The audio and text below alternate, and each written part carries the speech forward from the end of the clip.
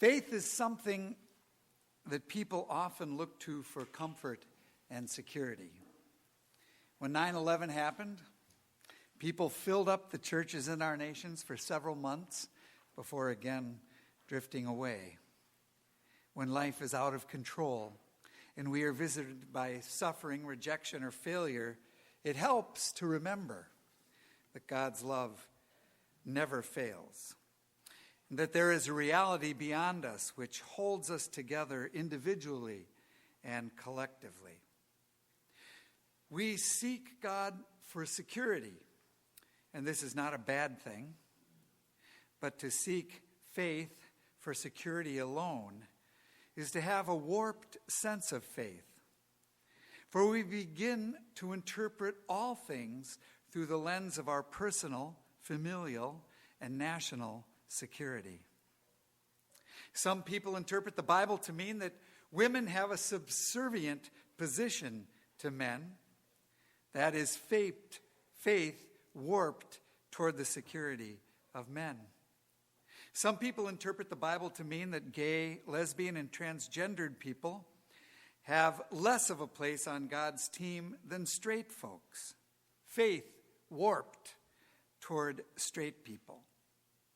Some folks interpret the Black Lives Matter movement as a threatening to the security of white folks.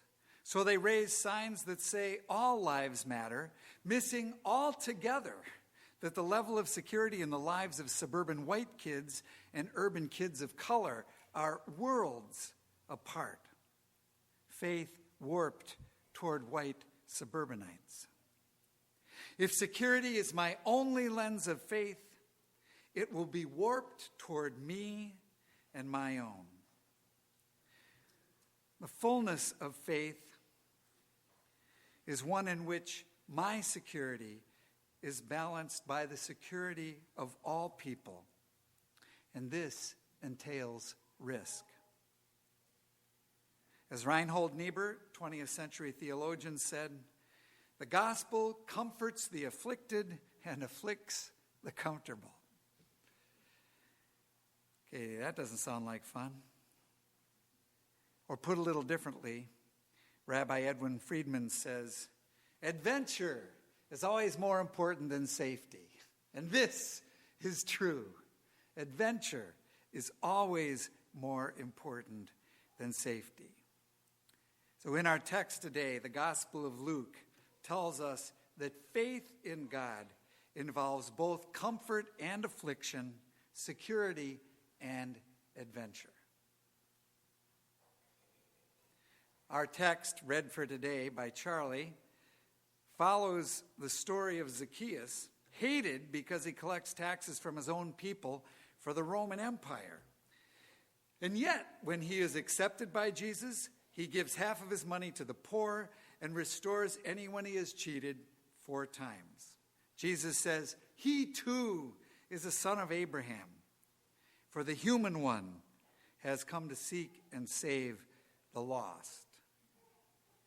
And the next verse is the beginning of our text for today, which reads, "As they were listening to this, Jesus went on to tell a parable because he was near Jerusalem, and they supposed the kingdom of God was to appear immediately." Okay, you got to hang on here, folks, because there's a lot of complexity in this. Sometimes parables aren't simply children's stories. Sometimes we have to go beneath the surface to get it. So, the they that Jesus is speaking to is the disciples. They had come with Jesus to Zacchaeus' house. And there is a question that has been with the disciples since chapter 9, verse 51, when it says, Jesus set his face resolutely toward Jerusalem. Because since chapter 5 in the book of Luke, we have seen a conspiracy to kill Jesus developing between the Pharisees and the temple authorities. So to go to Jerusalem isn't just to take a trip to the city for Passover. To go to Jerusalem is to go face to face with your executioners. And Jesus has told his disciples twice already that he is going to be executed, and yet they don't get it. They think that when they get to Jerusalem, God's reign will be ushered in. There will be a conflict, yes, but that conflict, Jesus is going to win, and Jesus is going to set up a kingdom, and their big concern is who's going to be on the right and who's going to be on the left. Is it you, James? Is it you, John? Where are we going to be in this new hierarchy? See, they think that their security is going to be guaranteed as they come to Jerusalem. So, thinking this or knowing this, Jesus tells them this parable. And you heard Charlie read it. It's a wild one. A nobleman goes off to get the power from his king to be king over his territory. Why does he do this? Because the king is the one who determines the reality in the king's domain. The king sets the laws. The king makes the rules. The king decides who lives and who dies. And this nobleman wants that authority. So he goes to the king and he asks for this kind of power. But as he leaves, we get a hint of what kind of leader he might be. He gives each of 10 slaves a mina. A mina is 3 months' work of laborers' wages. It's sometimes translated pound or talents. He gives them 3 months' wages. But of course, slaves don't get wages. Slaves are slaves. It is simply the wage of a laborer. Something new is coming into being. He wants slaves to become entrepreneurs and make more money for him. But the citizens of the land, not the slaves, are upset with this. And they send a group off to tell the king that they don't want this man as their king. Why? Well, he's only done one thing. He's given slaves money to multiply. But that's no simple thing. He has altered the structural, the systemic security and privilege afforded free citizens in a class society. The citizens feel that giving slaves access to getting ahead may afflict their security and comfort. Darn tootin'. Things will not be the same if you're giving money to slaves and asking them to be entrepreneurs. When the nobleman returns as king, he checks in with the entrepreneurial slaves, and the first two have done great. They've multiplied the mina, the pound, tenfold and then fivefold. And the king, recently given his royal power, rewards them with 10 cities and 5 cities. Whoa, the citizens were right. This guy he's making some change here. But the last fellow has not done business with the pound. He's wrapped the mina in a piece of cloth and he's given it back to the king. Why? He says, I was afraid of you, for you are a harsh man who takes what he does not deposit and reaps what he does not sow. However, there's no evidence for that in this parable before this time. In fact, he's been quite the contrary. He's given slaves money. He's been good to this fellow. So why is he saying this? And here's where we have to go a little bit beneath the surface. This slave, I believe, is feeling that he ought to have done something with it. The other two did. And so he projects his own guilt onto his boss. He blames his boss for him not doing the work. You are a harsh man, therefore I didn't do it. Well, isn't this what we all do in times when we don't handle something with quite as much verve or taking the chances that we ought to be doing? We know that we should do this thing, but we find a way, some other way, to divert the blame. And so we don't take responsibility for ourselves. We don't take responsibility for what we have been given by God.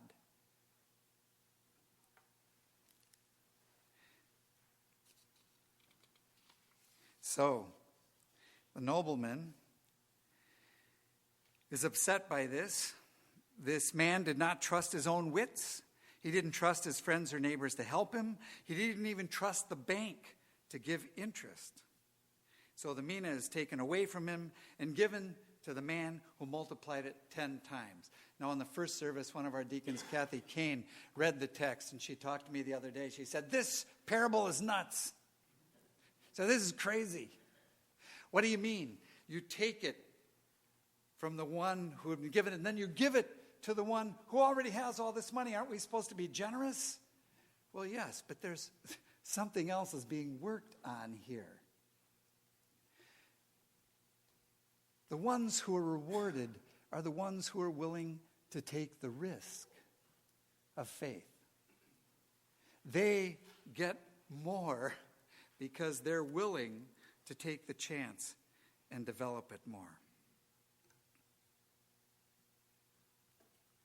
This is the reality of the king's domain. You have to be willing to risk failure and loss of security for the sake of the king. You have to be willing to do business with that which God has given you. So what comes right after this parable? Palm Sunday, the very text that we read for the invitation. That's what comes right after it. So you got Zacchaeus before. Zacchaeus risks all of this. He turns from his own security to give to the poor and fourfold to those that he've cheated. Afterwards comes Jesus, and he's getting on this donkey, and people are going, "Hip, hip, hooray!"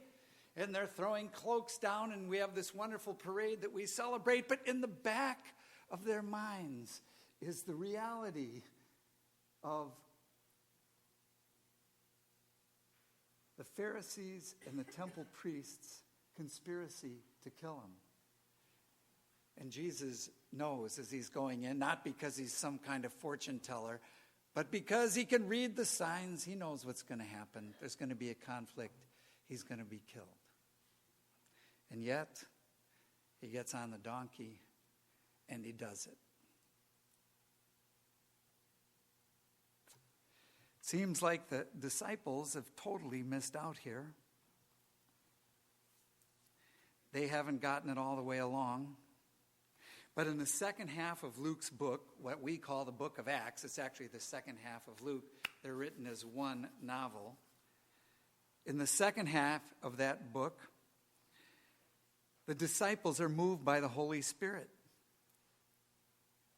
And the structural security, the hope for security of being on the right and the left hands is all behind them. And now they are moved in another direction. They are called to use their gifts for the gospel. And what do? But they start feeding widows and orphans, caring for the sick and the infirm, standing up for outcasts and the oppressed. And they get thrown in jail and they get thrown out of town. But they discover that adventure is more important than safety. They discover that the gospel comforts the afflicted and afflicts the comfortable. They don't wrap their mina in cloth. They do business with it. And it multiplies a millionfold because they create the church, which, by the way, is what you and I are. So if you're visiting us today, thanks for being here. But I want you to know, we don't talk every Sunday about money. Although I should probably talk about it more than I do. But today is a money day because we're starting this capital fund drive. And I just want to say, we're not asking you to risk your kids' college education, okay? We're asking you to take a direct look at your finances. I know it's not easy in our household. It takes a while for us to get together and look the finances straight in the face. But of course, that's what we need to do. And then once you look at your finances, say, is there a way that we could get 1/3 of our pledge, that we could up our pledge 1/3 for the next 3 years somehow? Maybe we can set up a lemonade stand out front. Maybe we can, there's any variety of ways you could make this happen. Think about that. Because we're asking you to help support the infrastructure of this church. But it's not just a steeple. It's not just a playground. It's not just a parking lot. We are healing the sick. We are feeding the hungry. We are caring for the widow and the orphan. We are creating a community for people who may not be accepted in other parts of society. This church has taken risks before. There was the Capital Campaign that built the lift over here so that people who can't walk can get into the building.